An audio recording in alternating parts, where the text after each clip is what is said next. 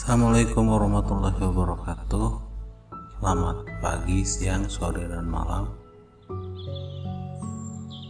Video ini disetting untuk pertemuan kedua setelah latihan pertama untuk mata pelajaran ekonomi kelas 10 di PJJ-PDR selama 1 semester yang membahas tentang materi-materi esensial saja. Kita mulai dari pengertian ilmu ekonomi. Ada banyak pengertian ilmu ekonomi. Kita ambil yang sederhana saja. Ilmu ekonomi adalah ilmu yang mempelajari tingkah laku manusia dalam memenuhi kebutuhan hidupnya untuk mencapai kemakmuran. Ada 3 kata kunci di sini, yaitu ilmu yang mempelajari tingkah laku manusia dalam memenuhi kebutuhan hidup manusia untuk mencapai kemakmuran. Kita bahas satu persatu ilmu yang mempelajari tingkah laku manusia, karena ilmu ekonomi tergabung dalam ilmu sosial. Dulu ada filsafat, kemudian lahir ilmu alam, kemudian dalam ilmu sosial, dan kemudian ilmu humanitarian science. Nah, ilmu ekonomi ini tergabung dalam ilmu sosial, ilmu yang mempelajari tingkah laku manusia. Tingkah laku manusia yang seperti apa yang dipelajari dalam ilmu ekonomi, yaitu tingkah laku manusia dalam memenuhi kebutuhan hidupnya. Bagaimana manusia memenuhi kebutuhan hidupnya? Pada dasarnya manusia dalam memenuhi kebutuhan hidupnya itu dihadapkan pada pemilihan alat pemuas kebutuhan yang tersedia. Bagaimana penjelasannya? Penjelasannya sebagai berikut. Manusia mempunyai kebutuhan, dan kebutuhan ini harus dipuaskan dengan alat pemuas kebutuhan. Kebutuhan manusia itu sifatnya homo economicus, tidak pernah puas, sedangkan alat pemuas kebutuhan sifatnya terbatas atau scarcity. Nah, kedua ini disebut dengan paradoks ekonomi. Kemudian, karena alat pemuas kebutuhan ini terbatas, maka harus diproduksi. Kita bahas dulu. Alat pemuas kebutuhan itu dibagi 2, alat pemuas kebutuhan sebagai economic good dan alat pemuas kebutuhan sebagai free goods. Apa yang membedakannya? Yang membedakannya adalah pengorbanan.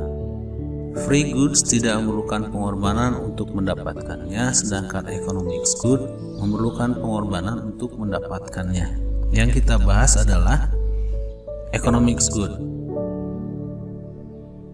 Karena langka maka harus produksi, sehingga produksi ini sebenarnya adalah fungsi dari resources, sumber daya, yaitu land, labor, capital, and skill. Tanah, tenaga kerja, modal, dan skill. Ini harus dialokasikan supaya tidak boros, supaya tidak sia-sia. Sumber daya ini harus dialokasikan untuk diproduksi secara efisien. Ini berkaitan dengan masalah ekonomi. What, how, and for whom.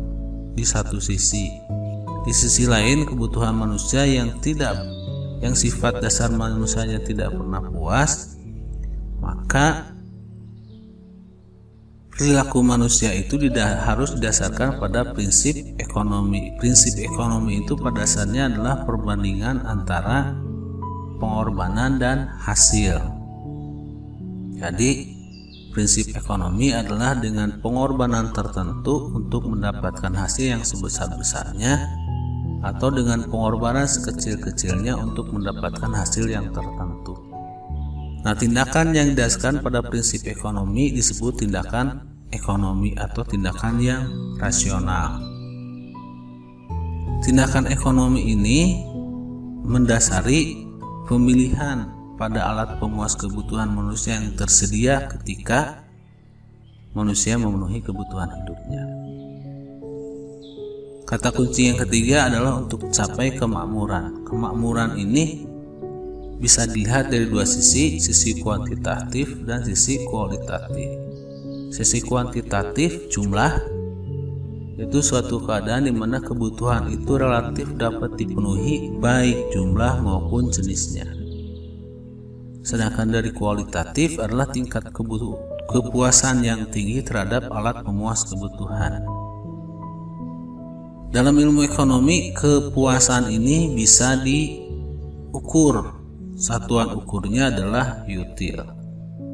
Ini akan dipelajari dalam perilaku produsen dan perilaku konsumen.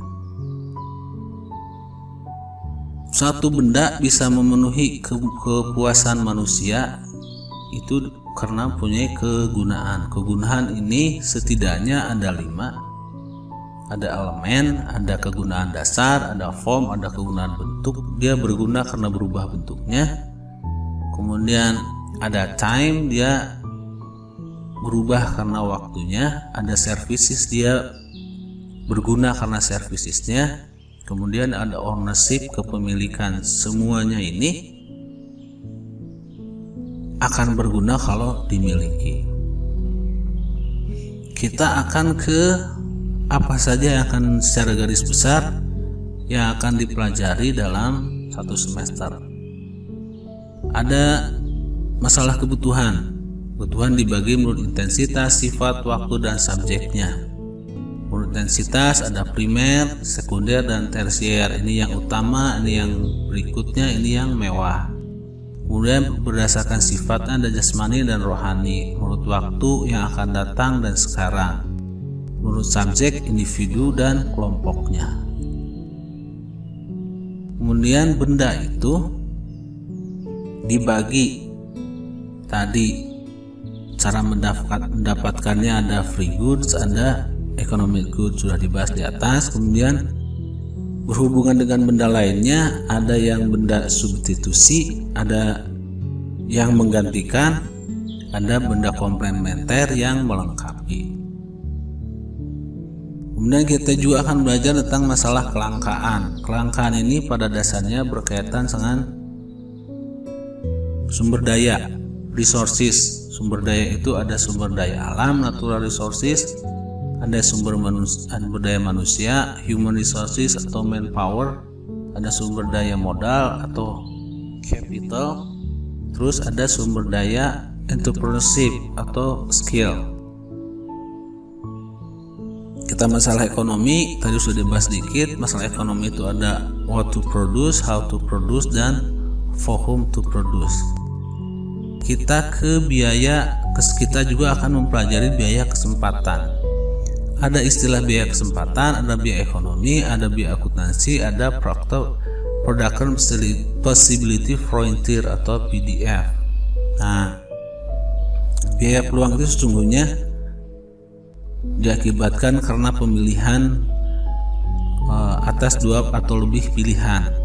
Apabila dia memilih satu dari sekian pilihan, maka yang tidak dipilih disebut dengan biaya yang dibuang atau biaya yang tidak dipakai untuk memilih satu pilihan tertentu, disebut dengan biaya peluang.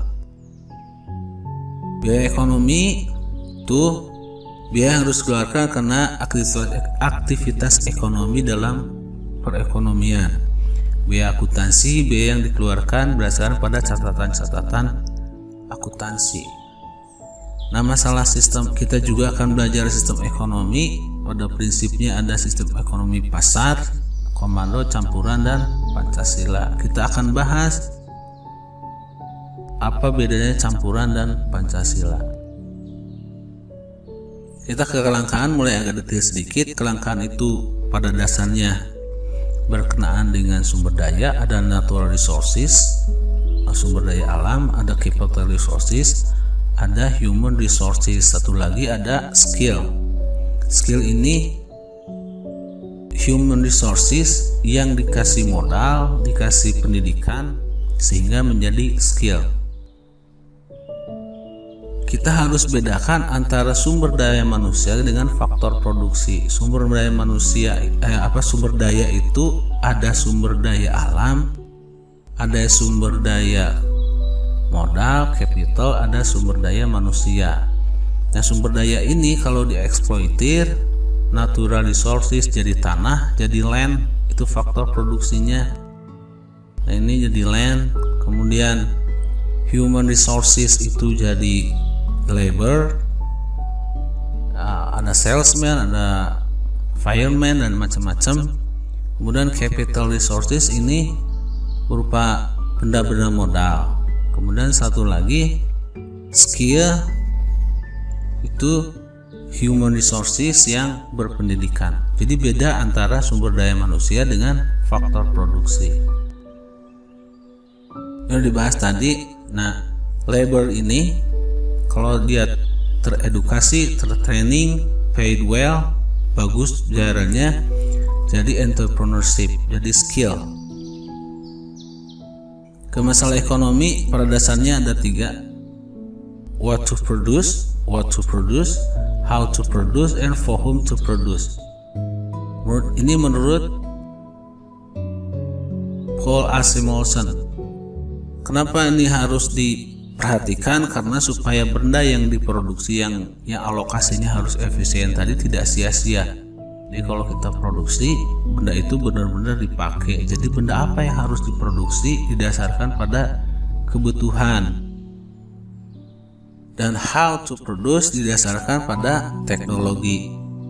Ada teknologi yang didasarkan pada padat karya, ada teknologi antara, ada teknologi padat modal. Teknologi padat karya itu biasanya negara-negara yang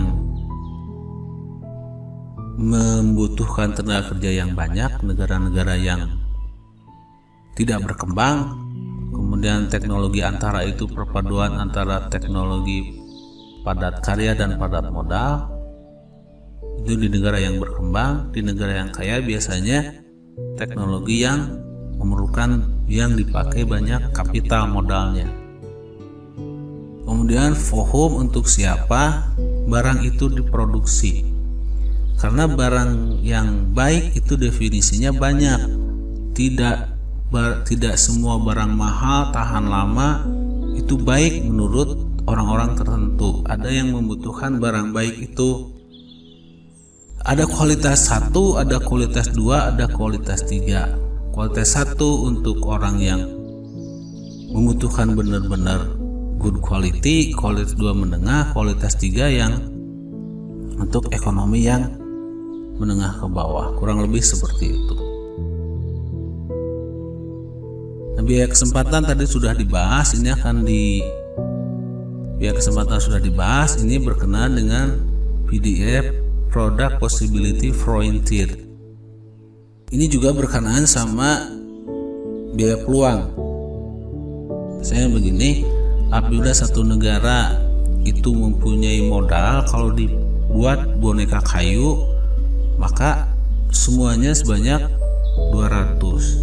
Apabila dibuat mobil kayu, semuanya sebanyak 135.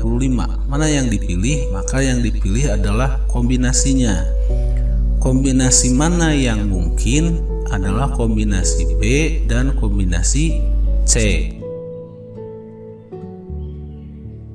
Kalau kita pilih mobil kayu saja, kita tidak mungkin. Kalau kita pilih boneka kayu saja, kita tidak mungkin karena butuh dua-duanya. Maka kombinasi yang mungkin adalah di B dan C. Di G ini di luar kemampuan. Di B, C, dan D. Di G ini di luar kemampuan. Di F ini di bawah, kalau bahasa ini underperforming ya, di bawah kemampuan tertingginya. Jadi yang mungkin adalah di B, C, dan D. Di E tidak mungkin, kenapa? Karena hanya satu pilihan. Di A tidak mungkin, kenapa? Karena ada satu pilihan, sedangkan yang kita butuhkan adalah 2 pilihan. Kita ke sistem ekonomi. Pada dasarnya sistem ekonomi itu ada 2. Awalnya sih dari sistem ekonomi tradisional. Ini macam-macamnya. ada sistem ekonomi yang terkontrol, ada free market, ada mixed economy market. Kemudian pada dasarnya ada sistem socialist plan yang dikomandoi oleh pemerintah. Kemudian ada market sosialis di mana pemerintah ini market sosialis, pasar iya, sosial pemerintah juga iya. Ada market kapitalis, ini pemerintah sama sekali tidak ikut campur tangan. Ada common kapitalis tapi pemerintah ikut campur. Nah, sistem ekonomi ada berapa macam, kita langsung saja ke kesimpulannya. Sebenarnya ekonomi itu, sistem perekonomian itu awalnya dari sistem ekonomi tradisional. Kemudian pada sistem perekonomian yang tertutup itu ada ekonomi tradisional. Ketika ekonomi berkembang jadi sistem ekonomi terbuka, maka sistem tradisional ini berkembang menjadi sistem ekonomi pasar dan berkembang menjadi sistem ekonomi komando. Cirinya apa? Sistem ekonomi pasar, perekonomian digerakkan dengan capital, dengan market, dengan uang. Sedangkan sistem ekonomi komando cirinya perekonomian digerakkan oleh komando dari pemerintah. Jadi di sini dominan pemerintah. Di sini tidak ada dominasi pemerintah, yang dominan adalah masyarakat. Kepemilikan faktor produksi didominasi oleh masyarakat. Di sini di komando kepemilikan faktor produksi didominasi oleh pemerintah. Di antaranya ada campuran. Nah, campuran ini kadang cenderung ke sini, kadang cenderung ke sini. Di Indonesia ada sistem tersendiri namanya sistem ekonomi Pancasila. Sistem ekonomi Pancasila ini kalau menurut teori sebenarnya adalah sistem ekonomi campuran. Nah, sekarang yang dulu ini pengusungnya Amerika yang pasar, kemudian Eropa Barat. Kemudian dulu ada USSR bubar menjadi Rusia bergerak ke ekonomi pasar. Kemudian Cina dulu tahun 90-an. Kemudian sekarang Cina pun bergerak ke ekonomi pasar. Yang masih komando adalah Korea Utara dan Kuba. Sisanya semua bergerak ke ekonomi pasar. Cina ini ekonominya ekonomi pasar tapi politiknya masih komando. Kita ke pelaku ekonomi. Pelaku ekonomi itu ada 4 sebenarnya, tapi prinsipnya ada 3. Ada businesses, ada government, dan individual. Sistem ekonomi ini kita bayangkan di satu sistem ekonomi 2 sektor yang masih sederhana. Jadi masih ada konsumen dan orang yang memproduksi. Peranannya aja seperti ini. Konsumen membutuhkan barang dan jasa diproduksi oleh businesses, firm, oleh rumah tangga produksi, ini dijual di market produk, kemudian sampai ke konsumen. Konsumen menjual faktor produksi, dijual ke market faktor produksi, faktor market dibutuhkan oleh firm, dan firm membayar faktor produksi sebagai pendapatan konsumen. Konsumen membayar atas pembelian dari barang dan jasa yang merupakan pendapatan dari